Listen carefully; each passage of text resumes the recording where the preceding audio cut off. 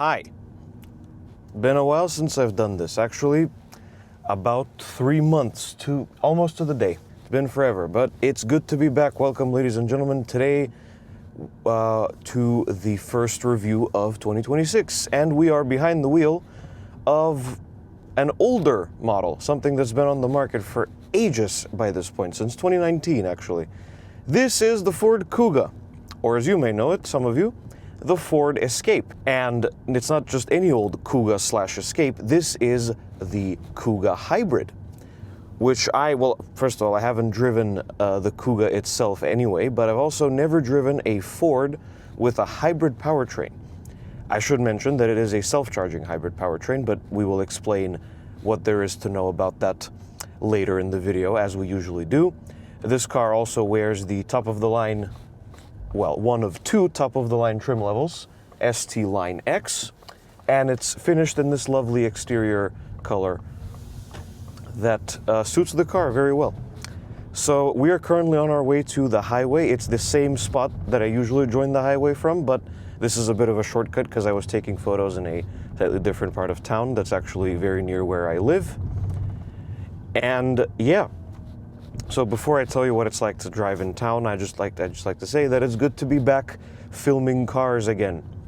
I've missed this. I was unable to secure any sort of press car for the first couple months of the year for a variety of different reasons that I'm not going to get into now, but it's a lovely experience to be able to do this again. Anyway, what is the Kuga like to drive in town? So I wasn't sure what to expect because as I said, I've never driven a Ford with a hybrid powertrain, but this is actually really good. The calibration of the hybrid system is very well done. The transition between electric motor and the combustion engine is very seamless. Obviously there is a little bit of noise. Ignore the speed limit warning, by the way, that's wrong. The signs haven't been updated yet. And it's all a very pleasant experience in town. I will say I do have a couple of reservations. The steering is quite heavy. And I think I know why that is. It's because the Kuga is a little bit more of a driver's SUV, if you will. The automotive media has been waxing lyrical for ages about how the Kuga is the most fun to drive car in its class. Well, the Kuga and the Mazda CX-5, but I have not driven one of those yet. And as a result, the steering is a little bit on the firmer side, even when you're doing low speeds in town like I am now.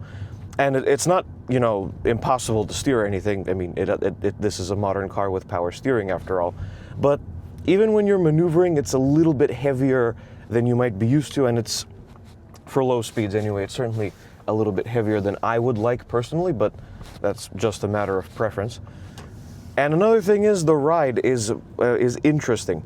From the research I did on the internet, the old Kuga, you were advised to not choose the 20-inch wheels, which were available on some of the trim levels. The old ST Line X used 20-inch wheels, and the ride was very, very firm on those cars. Hold on. There we go. We'll let the car regulate that for us because, oh yeah, that's a new thing, by the way, unrelated to the car. While I've been gone, Macedonia now has traffic surveillance cameras. You can see them up there in that gantry. And they automatically fine you if you exceed the speed limit, which is a great thing because we drive like a bunch of idiots. So no more doing mini pulls in town, but we'll get out on the highway eventually and we'll see what all of that is like. As I was saying, the ride, since the facelift no longer offers 20-inch wheels at all, 19 is the max you can go. This car's on 19-inch wheels. It's comfy, but it also manages to pick up a lot of the imperfections. It does ride very well. The ride is pretty progressive, but you will feel some of the smaller imperfections in the road. The suspension doesn't really do the greatest of jobs, ironing out the tinier imperfections in the road. But it's by no means uncomfortable, and the seats are also fantastic. The ST Line X has these nice leather and Alcantara bucket seats, and they're lovely and they're pretty supportive and comfy as well. I have not yet driven the car on a mountain road to confirm whether or not it's the most fun to drive in its class. Then again, I can't do that because I have not driven all of the other competitors of the Kuga. But Ford does have a knack for making things fun to drive, so I believe that it is, but we'll test it out, of course, just to confirm it for ourselves. But the Focus was a fantastic drive on twisty roads. I loved it, even though that was the active with the slightly raised suspension and the chunkier tires and all that. It was fantastic. And I have and the Puma was great too. Not as good as the Focus, but it was still good. So I have no reason to believe that the Kuga is not going to do a good job with that as well. By the way, this is so far the only modern Ford that I've experienced that has this particular configuration for the gauge cluster with these old school looking dials. And they look lovely, and it's a bit sad that the other Ford models don't get it. But of course, we'll touch on that later when we get to the features and stuff. Oh, right. My headlights are on, even though they don't need to be. By the way, that vibration that you're hearing in the back, that thing, sorry about that cringeworthy onomatopoeia, but the seatbelt is not wedged into its little slot. You know, they move the seatbelts out of the way to fold the seats down or whatever, the dealership people did. And they left the seatbelt loose, so it's just brushing against some type of plastic trim over there. There's nothing wrong with the car. It barely has 1,000 kilometers or 600 miles. There's nothing wrong with that. Oh yeah, the steering wheel is actually really nice to hold. The leather is quite soft, and it is firm, but it's not uncomfortably firm, like say on the Skoda Kodiaq. Also, the sound that it makes, you know, the regulation EV sound when you're going at low speeds, is quite loud. It can clearly be heard from in here as well. Plenty of adjustment in the driving position as well. This particular one has a power adjustable driver's seat with memory settings. I believe it's 12-way adjustable. The steering wheel also has plenty of adjustments as well, so you shouldn't have any issues finding a comfortable driving position in the Kuga. And although you sit, you know, higher than you would normally, oh my God, what have you done? Why is it like that? No, that's not the Audi TT that was a part of my fleet at one point. That's a different one. But you do sit quite high in the Kuga because it's a crossover, and, you know, crossovers are good at that sort of thing, blah, blah, you know. But you also don't feel like you're sitting 6 feet above everybody else or 1.9 meters above everybody else. Man, having a worldwide audience is difficult with these units of measurement. There's another surveillance camera. Can't do any silly shit. Also, the turn signals in this car are so ridiculously quiet. When you have music playing, you can barely hear them. Good. It's a good day. We didn't get pulled over. You can barely hear the turn signals when they're working. I haven't found a way to turn up or down the volume. This is not a Chinese car after all. Anyway, I've been talking too much. We're almost to the highway, so I'm just going to pause the recording. I'll join you all in a second. Hello again. We're just about to join the highway. I'm gonna switch to sport mode in a bit. Yes, of course, by the way, there are several drive modes. We'll touch more on that in the appropriate section of the video. Okay, drive modes, sport, and let's see what this thing can do. Gun it. Whoa.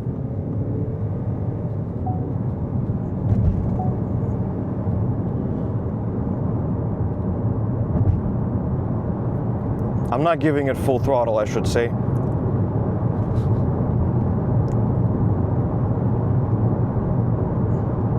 Okay. We can switch back to normal now.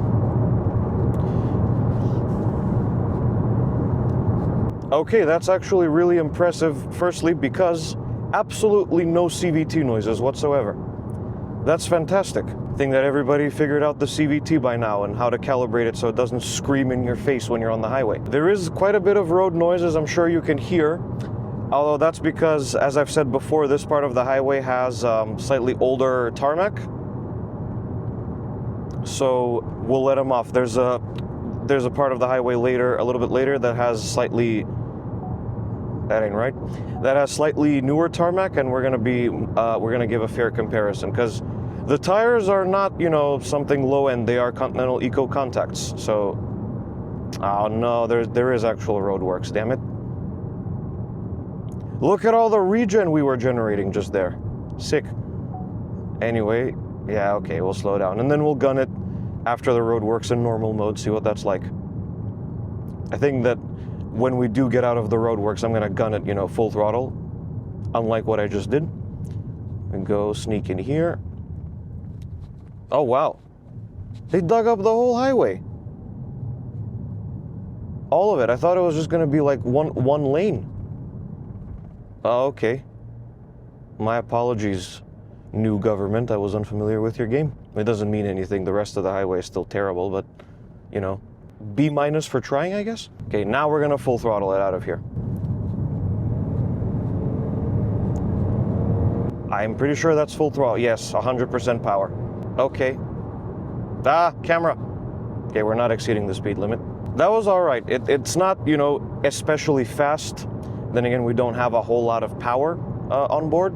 We do have a good amount of power, but it's not an extreme amount of power. But for what it's worth, when you floor it, it does actually pull pretty well. It has that, what I like to call relentless acceleration, where it's not especially fast, but it just keeps going and going, and you don't feel like it's losing steam. Past that truck really quick. I think we're approaching the part of the highway with the better tarmac. So we're gonna give a fair comparison about the road noise. Hate that part. The wind noise is minimal, actually. It's pretty good. Kuga is not especially a boxy SUV, so it does have that going for it. Also, there's a really weird thing with the regen braking in the Kuga. Finally, they fixed that bump. There was a massive bump there that could send you airborne depending on your suspension. There's an interesting thing with the regen about this car, which I will tell you about in a sec. Why are you slowing down? Oh, well, perfect opportunity to test overtaking powers. Yep, no problem. I'm not sure if it can run on electric power at this speed. It's not at the moment. I'll explain how I know that it's not using the electric motor in a second. Yeah, the road noise is now better because we're on the newer tarmac. So overall on the highway, this is perfectly fine. There's plenty of performance. The NVH is fine. It's comfy, you know, it's all fairly standard in a good way. So good job, Ford, for that one. Anyway, I'm about to exit the highway, gonna grab a coffee or something, and I will join you all for the features and the interior, exterior, and all that good stuff. And that was kinda disappointing. You know, I've heard so much on the internet and from fellow journalists that the Kuga is one of, if not the most fun to drive cars in its class, and I'm not entirely convinced. Now, don't get me wrong, it's not bad by any means, and it's way more competent than most typical CSUVs are, but things have changed quite a bit. It's been a few years, and I would say, I know I said before that I haven't driven very many of the competitors of the Kuga, but I have driven some, and the Cupra Terramar, as if we're looking purely at the fun to drive aspect, the Cupra Terramar absolutely roasts the Kuga. But it's not bad.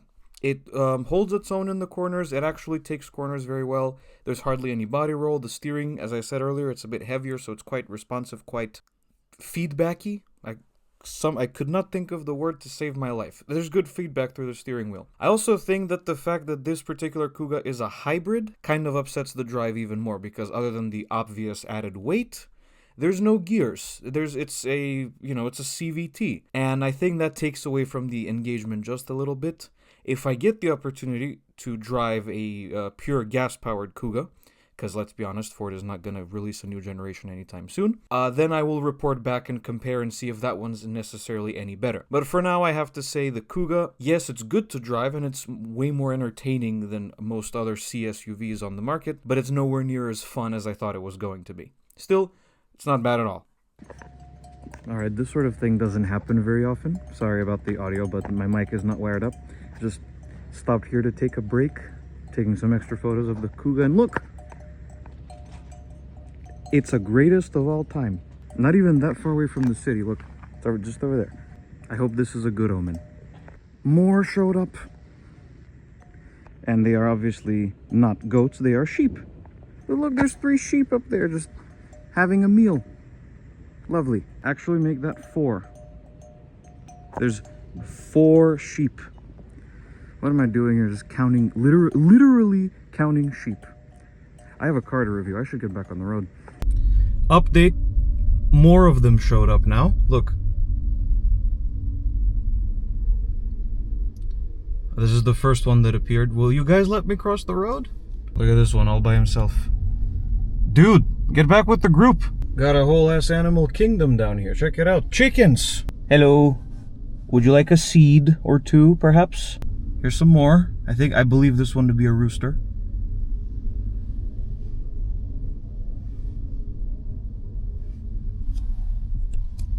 Should change channel. I should change channel genres at this point.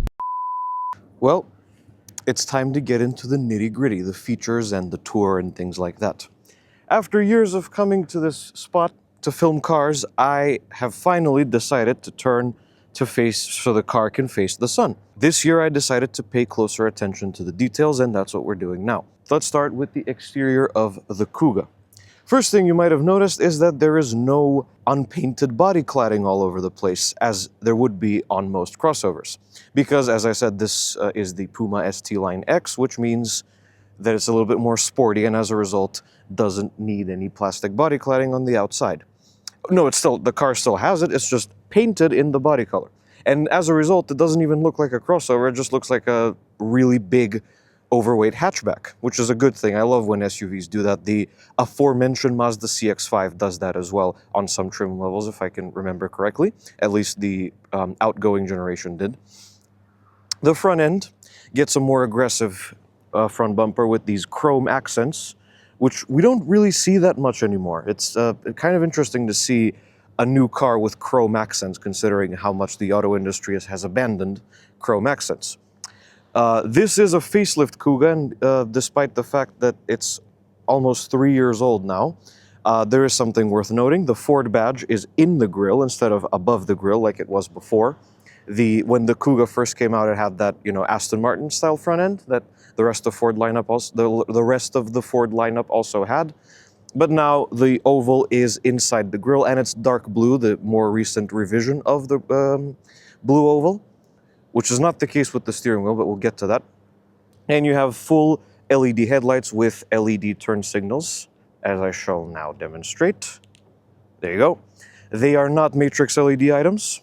I think the Kuga itself is a little bit too old for that. By the way, for any of you planning to leave snarky comments down below, Kuga is spelled K-U-G-A. It's not a Cougar, because Ford already had a Cougar in the 2000s, which was actually a Mercury. No, this is the Kuga, that's K-U-G-A. And no, I have no idea what that means. But never mind. We got some brake cooling ducts there as well, standard stuff. Moving on to the side profile, where we have the wheels, which are actually 18 inches in diameter. I made a mistake earlier.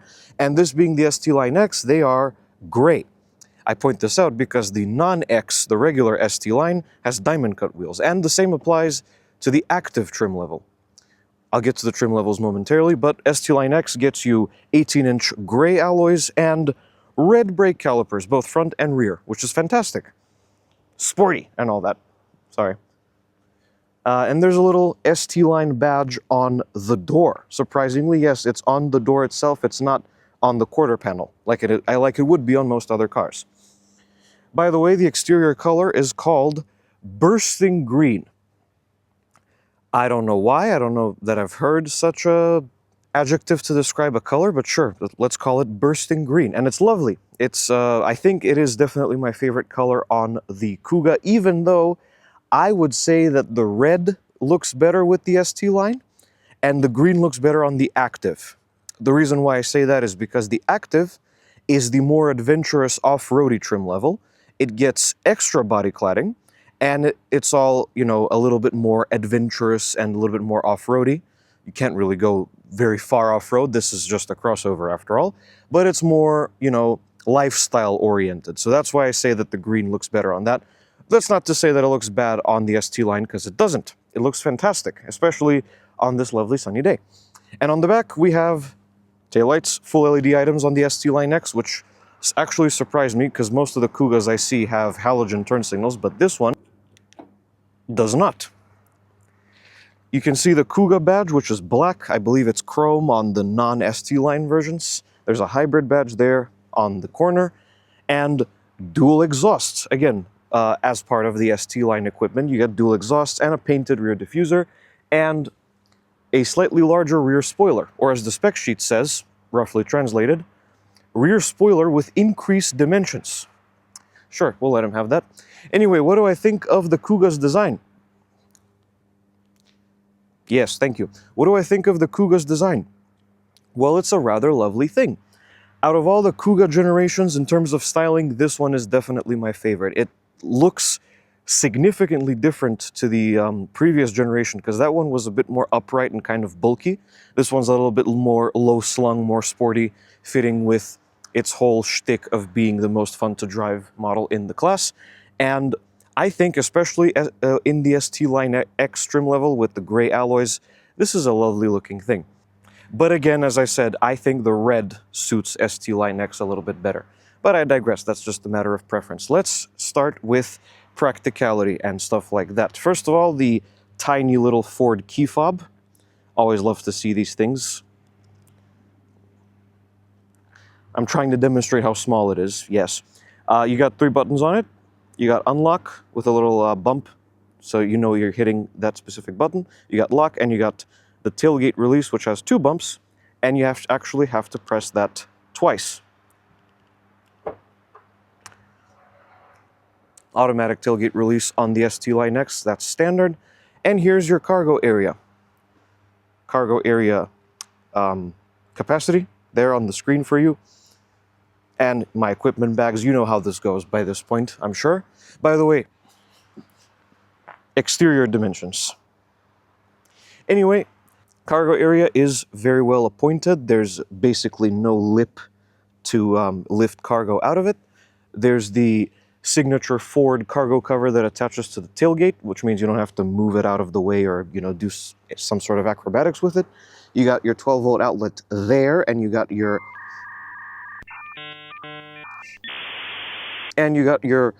seat release handles to fold them down.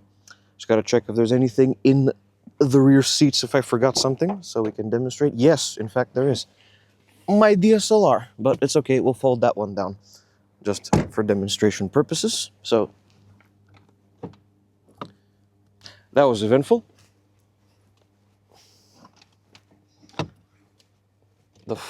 So I managed to fold down the rear seats from the inside, but it hit me in the face because my head was here somewhere.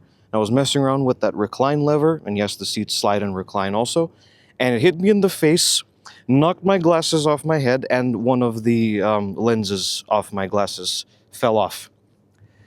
Good work, I guess. I don't know if this is the fault of the car or some type of design decision. It's probably me being stupid, but there you go. A rough demonstration of what folding down the rear seats in the Ford Kuga looks like.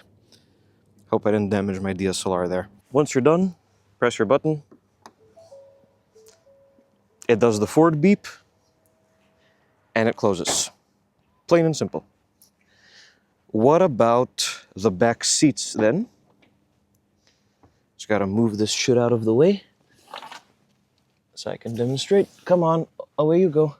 Okay, actually, very impressive. You know my stats, 5'11 and a half, 1.8 meters tall, blah, blah, blah. There's a surprising amount of knee room in here, actually. I'm very impressed by that. This seat is obviously in my driving position. This one's a little bit reclined, but it seems to be slid in about the same position. So you shouldn't have any issue fitting in here. And headroom is... it's good. Yes, there's plenty of headroom for me.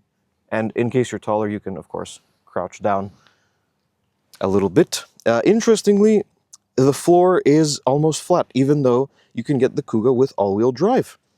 And you got your rear heated seat controls here. You got 2-stage heated seats in the back. And you got some charge ports down there and your climate vents. And, of course, storage in the front seats as well. So let's see if I can squeeze in the middle seat. Yes, this is absolutely fine. If you get the middle seat, as some of us sometimes do, then that's perfectly fine. You can actually, and you can steal a little bit of space. Ooh, a coin. I already noticed that the other day, but still. You can steal a little bit of foot space from your passengers because the footwells are really big. And the seats themselves are pretty comfy back here. I don't have any notes about that. And you got a fold down armrest with cup holders. Good stuff. It is, however, a little bit dark in here, but we'll come on to that in a moment. And now, the front. Before we get in, quick little demonstration of the keyless entry system. There's this little ridge area on the door handle. You tap that. Doors lock, mirrors fold, standard stuff. And then, when you're ready to go again, grab the handle. You know how this goes. And there's actually another feature to do with the doors. I don't like that the keyhole is exposed here, especially because... Oh no, there is a spare key inside the key fob, okay. But still, that could do with some hiding. I have to show you this feature because it's really cool. Let's say that you've parked next to somebody in a crowded parking lot and you're very close. No problem. When you open the door, it deploys a little rubber guard so you don't ding the door or scratch the paint or anything like that. And as you close the door, it gradually folds away. Let's see that again. There you go. It's not an electronic device, it's mechanical. As you close the door, it begins to slowly fold away. Genius feature, if I do say so myself. Anyway, interior. As part of the ST Line X trim level, you get these lovely leather and suede. This feels like suede, but it could be Alcantara for all I know. They aren't all that different. You get these lovely seats with red stitching. The driver's seat is power adjustable, as I said. And look at this. They're AGR approved, the German Campaign for Healthy Backs. I thought that was an Opel exclusive thing, but clearly the Kuga gets those as well. After all, this is a product of Ford of Europe, which is a German manufacturer. Anyway, let's get inside. And now we're inside the Kuga.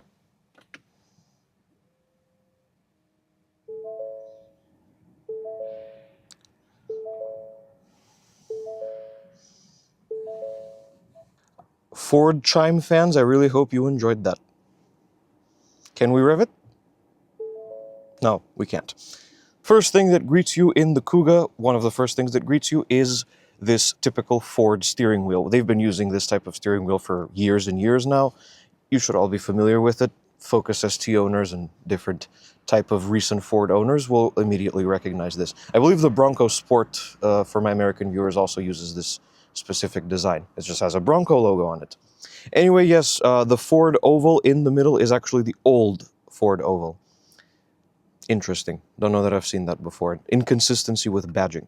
On the left side, you have various ADAS-related stuff, cruise control, and volume up and down and voice commands. And on the right, you have back and a little rocker switch and a menu for the gauge cluster screen, answer and call, previous, next track. Steering wheel itself has some perforations and some red stitching and some grip extensions, and it has a flat bottom. I believe the red stitching is ST Line X related. And in the middle, we have the horn, which disappointingly sounds like this. This being the Kuga hybrid, it sends power to the wheels through a CVT. And you control that CVT using this stupid turn dial arrangement. I really don't like these things, and I especially don't like them when you can keep turning them indefinitely, as you can with this one. But anyway, let's demonstrate it. I'm going to close the door so the car doesn't complain. So it's pretty standard. Just turn it till you want to select the gear that you want to use. And it has an L button for low gearing. I'm not exactly sure what that does because this car has no gears. But sure, okay. When you put it into reverse, brings up your 360-degree camera system and parking sensors. Disappointingly, it doesn't get the Puma's Lightroom preset on the backup camera, but it does actually do that at night. The shift knob is surrounded with... It is actually a knob, so I didn't say that wrong. It's surrounded by a little bit of bright work there, as you can see, and the dial itself is actually a little bit piano black plasticky, which not a big fan of, but what are you going to do? Parking brake and auto hold, which rather amusingly, instead of using an A, it uses a hand that's gesturing at you to stop, which is funny. Infotainment system. Obviously, this is Sync 4, routed through I believe this is a 13.2-inch screen, and this is most of what you're going to be doing in the Kuga because, as you saw, there's very little in the way of physical controls. Sync 4 is perfectly... What the hell? Why did that just happen? Okay. Sync 4 it's a solid infotainment system. I like the UI and the features that it offers. I don't like that the animations are choppy. I don't know what the deal is with that. Everybody found a way to not make animations choppy. Sync 4 is a little bit behind on that. But on the plus side, Apple CarPlay works a treat even wirelessly. As you can see, I'm putting on my best Dominic Toretto impression with that. And most of your climate controls are always pinned at the bottom. So you got your heated seats, you got your temperature for the driver's side, your heated steering wheel, your fan, the automatic modes, there's 3 of those. Oh, the engine just kicked on. The zones, which brings you into the climate menu, like that. This is also the only way to activate the recirculating air, which is annoying. The heated windshield, which is something that Ford owners love to brag about. The rear defroster, air conditioning, and the passenger side temperature and passenger side heated seat. I'm not going to get into too much detail about Sync 4. I demonstrated the system in the Ford Puma, so I'm going to put a little card up there and in the description of this video if you want to learn more about what Sync 4 is actually like. And also, it's pretty straightforward. There's not a whole lot going on here, so it does have built-in navigation, which is nice, but other than that, standard infotainment system fare. Hazard lights, climate vents. And yes, by the way, all the climate vents have little wheels to open and close them, which always makes me happy. And over here you have a bank of switches, just 4 switches, a dial for volume and powering on and off the stereo, which by the way, is a Bang & Olufsen arrangement as part of ST Line X. And the starter button, which is silver, unlike in the Focus and the Puma where it was black. The 4 buttons here, incidentally, are the park assist, the cameras, the max front defrost, and the drive modes, of which there are a total of 4. So you got normal, eco, sport, standard ones, and you got slippery. That's really about all there is to say about that. In here you have a wireless charger, and then in there you got 2 USB ports, one C and one A, typical Ford, offering you a choice. 12-volt outlet for extra stuff. You got 2 cup holders here, which actually glow blue at night, which is actually really cool. I'll splice in a clip of the ambient lighting. The Kuga does have ambient lighting, but it's only blue. You can't change it, and it's very subtle. It's only in a couple places. You got your big center console, which you have to reach all the way in there to open, which I was not a big fan of myself. And that's really about it for the center control stack. So let's move on to what's in front of the driver. So this explanation is going to take a little bit longer than usual, so bear with me. There's actually some things I need to explain here. So this is your gauge cluster screen, obviously. It's pretty standard Ford. You can change what's shown here in the middle using this little control array on the steering wheel. But that on the right, obviously, is your speedometer. And on the left is what I like to call the hybrid gauge. It says power, but I call it the hybrid gauge because every hybrid has that. As you can see, it ranges from 0 to 100, which roughly corresponds to your throttle input.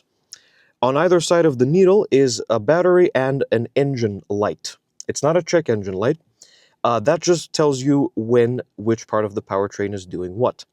If the battery is glowing blue like that, and if the needle fills up the dial with blue, then it means you're in electric mode. If the needle is filling the dial with white, and the battery light is not on, then you're on the combustion engine, which, in fairness, you can actually hear when the engine kicks on, but it's nice that they are demonstrating that quite clearly. And if you brake, the battery display there changes to a battery with a lightning bolt to show that you've regen braked enough. You've regenerated a lot of the energy. Thing is, this car does have regen braking, but it doesn't do that by itself. It doesn't regen brake when you let go of the gas. It just, it charges the battery when you apply the brake yourself, when you use the brake pedal. Don't know that I've seen that before. Usually, all the hybrids that I deal with do have regen braking by themselves, through the electric motor instead of the physical brakes, but you do actually get regen braking. And there's something called a brake coach, where if you regen brake enough, it tells you that 100% of the energy has been added back into the batteries.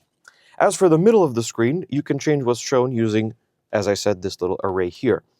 Annoyingly, the comm screen gets rid of the dials. I don't know why, because the dials look great. You can change them. You can have the Puma style dials if you want. Not a big fan of those, so I just left these classic ones. There you go. That's the fuel consumption. It's fantastic. Very, very good. One of the highlights of this car. The EV coach, which tells you what the system is doing at any given moment, the tire pressures, and my view, which you can configure through this little menu here, like so. It's a pretty standard gauge cluster screen. You can't see the navigation in it, unfortunately, but it's pretty good. And unfortunately, the little Kuga drawing there doesn't show turn signals or brake lights, but we'll let them off. That's your compass. The S is your compass. That's your coolant temperature. That's the overall odometer. Gear display in the middle, of course. You got your range, roughly remaining range with this tank of fuel, and the exterior temperature. And of course, it says ready, as any hybrid should. And that's about it for the gauge cluster. It's pretty easy to understand. The control setup for the gauge cluster screen is actually really intuitive and really well done. It's not something I can say for a lot of this car's competitors, I think. And that's really about it. Turn signal stock. I like the dampness of it, the dampedness of it. Does that make sense? It feels nice in the hand, but the stock itself is actually kind of plasticky, and it has some mold lines here. Well, not actual mold lines, but there's like a piece that's singled out. I'm guessing in a different Ford model, this would be a different feature. I only say that because this is a fully loaded car, and that's what appears to be a blank switch. But it doesn't feel very nice in the hand, considering that I put my turn signals on like that quite often. Wiper stock is on the other side. Works pretty normally, pretty standard stuff with that.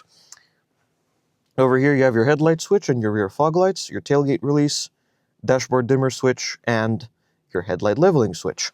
And on the door panel, you have your power locks, which don't engage automatically when you take off. I thought that was a required safety feature, but apparently it's not. You got your 3 memory settings for the driver's seat. You got your mirror controls, and they are power folding, of course, and your window controls. And that's it. So we can wrap this up with the quality and the storage. And there's a dog. So, the media has been pretty harsh on this car in terms of interior quality, and while it's not by no means the best that I've ever seen, it's pretty good. This top of the door is padded. You got this lovely leather armrest on the door and this little swoopy arrangement. This is obviously plastic, this trim surrounding the switches, but it looks like brushed aluminum, like a really, not aluminum, but like a really dark brushed metal. It's nice. The bottom half is a little bit more plasticky, and I have no idea why the speaker doesn't include the Bang & Olufsen logo, like this one on the top of the dash. That's a bit weird. The top of the dash is actually soft touch plastics. It's not very yielding, but it is soft touch. When you really get into it, you can feel it. And also, this section here of the dash is pretty relatively soft. Glove box is a bit harder. And you got fake carbon fiber trim, this being an ST Line X, of course. How many times did I say that in this video? Fake carbon fiber, although it does feel fine. Shifter, shift knob here feels fine as well. All the switches have a good reassuring action.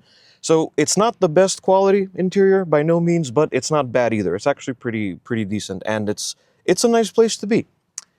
However, have you noticed the problem yet? This car doesn't have a sunroof. And there's 2 problems with that, really. There's 2 reasons why that's not a good thing. First of all, the retail price of this car in Macedonia is $55,000 US, roughly. And this, as I said, this is a fully loaded one. The ST Line X is the top of the line trim level. And a sunroof as standard would have been nice. And I have to check. I don't know if it's optional. It almost certainly is.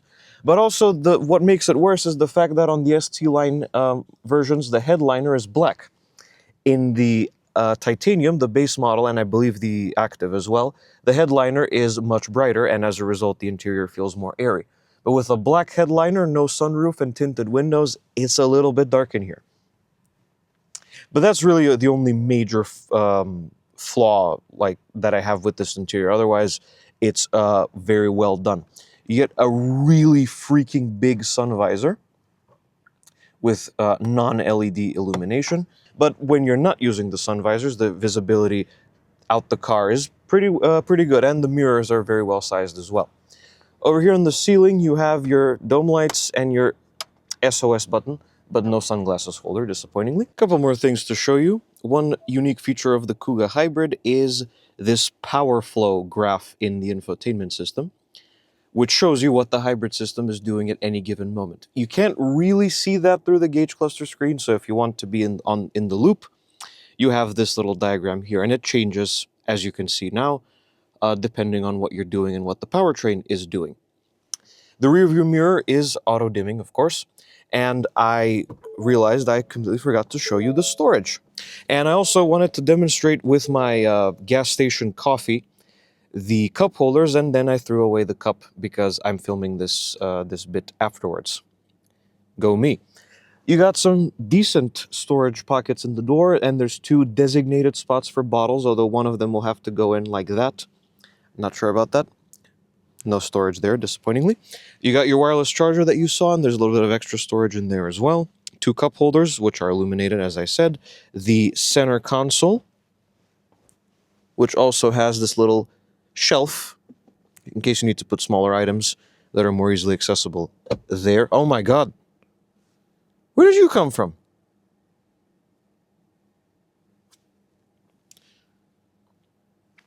We made a friend. And the glove box, which is a pretty decent size. And finally, let's talk powertrain. As I said before, and if in case all the high voltage cables didn't make it obvious, this is the Kuga Hybrid. What that means, in this case, self-charging hybrid. After the facelift in 2023, the Kuga lineup of powertrains was scaled down significantly, and there's now just 3. There's a 1.5 liter 3-cylinder EcoBoost with a turbo. That one has 150 horsepower. There's the self-charging hybrid, this car, with a 2.5 liter 4-cylinder engine and a small electric motor with 190 horsepower. It's basically the same powertrain as the one in the Ford Escape hybrid as well. The power is roughly the same. And the plug-in hybrid, which uses this exact same engine, but has a bigger motor and a bigger battery, for a total of 240 horsepower. The EcoBoost sends power to the wheels through an 8-speed automatic, and both of the hybrids send power to the wheels through a CVT. And you can get the Kuga, both hybrid versions of the Kuga are available with all-wheel drive, which is actually a leg up on stuff like the Volkswagen Tiguan, because the plug-in hybrid versions of the VW Group's SUVs are front-wheel drive only. 0 to 100 kph on the front-wheel drive version is roughly 9 seconds, while on the all-wheel drive version it's closer to 8 seconds, and the top speed is right there. And the fuel economy, which you already saw, is very impressive. And I think that the Kuga suits this powertrain very well, and I think that Ford actually did a fantastic job. And I'm saying this as somebody who has not previously driven a self-charging hybrid from Ford. I also believe this is the same, roughly the same hybrid powertrain as in the Ford Maverick, which also is based on the same C2 platform as the Kuga here. The Ford Bronco Sport uses this platform, and the Lincoln Corsair also uses this platform, but we don't get those cars in Europe. By the way, the Kuga is built in Spain, in Valencia. Previously, the Kuga Vignale, the luxury trim level, was built in Germany at the Cologne facility, but the Vignale is no longer available. So all of the European Kugas are built in Valencia, whereas the Escape was, because it was recently discontinued, the Escape was built in Louisville, Kentucky. Just gonna check the VIN really quickly because I got this information from Wikipedia. Oh, no, wait, no, this car's built in Louisville. No, it isn't. What? Wait, W. W is Germany, isn't it? Oh, man, I'm really rusty on my VINs. Yes, so Wikipedia did a fumble. According to Wikipedia, only the Vignale trim level is built in Cologne, Germany. It isn't, because this car, being an ST Line X and being a 2026 model year, is also built in Germany, according to the VIN, because W, the first letter of the VIN is W, which means Germany. So I'm going to have a fight with the editors on Wikipedia after I'm done filming this video. And folks, that's the Ford Kuga Hybrid. Definitely an interesting take on the CSUV. Shut up. And that, folks, is the Ford Kuga. Definitely an interesting take on the C SUV. It has been around for a little while, and I'll be honest with you, this was my first ever experience with it, and it has a lot going for it. It's definitely more of a function over form type of SUV, but it doesn't forget the form. The hybrid powertrain is excellent, it drives exceptionally well, and it's very spacious and practical. Basically, all of the things you could want in a C SUV, though not without its flaws. Which begs the question, is the Ford Kuga still a smart choice? I will say yes. The Ford Kuga Hybrid gets a score of 8 out of 10. Thank you so much for watching this video, everybody. If you liked it, be sure to hit like and subscribe to the channel. Also follow me on Blue Sky. There will be a link in the description as always. And let me know what you think of the Kuga in the comments below. And I will see you guys in the next video. Goodbye.